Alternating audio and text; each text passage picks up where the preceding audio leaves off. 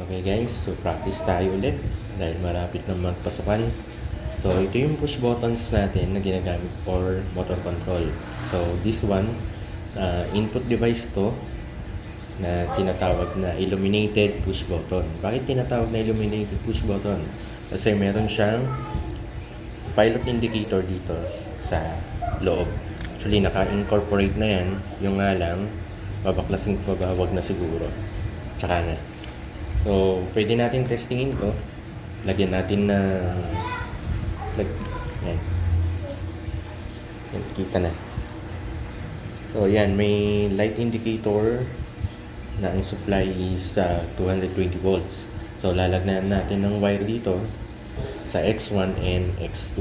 So, yung X1, X2 na yan, ito yung mga terminal niyan. Isa dito sa kabila. So, ikakabit natin yan. Ayan guys, luluwagan natin yung terminal.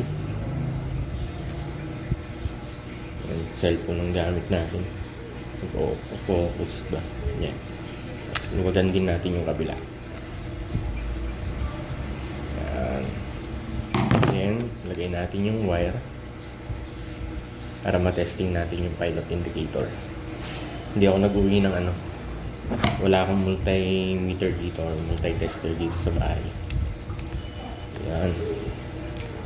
Ayan, kapitan natin sa kabila. Testing lang natin kung gumagana pa.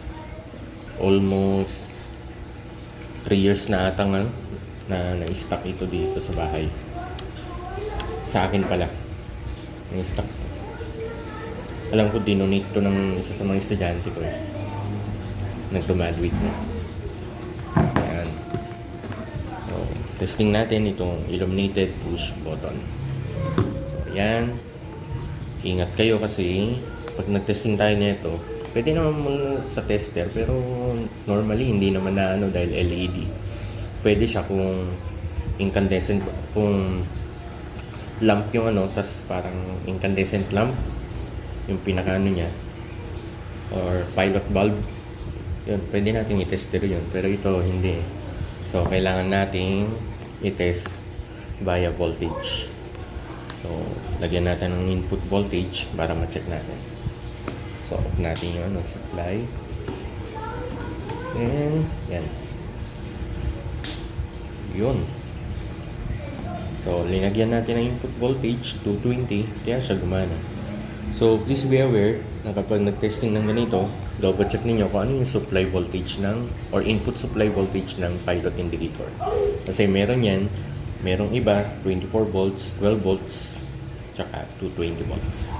So, yan lang guys. Thank you.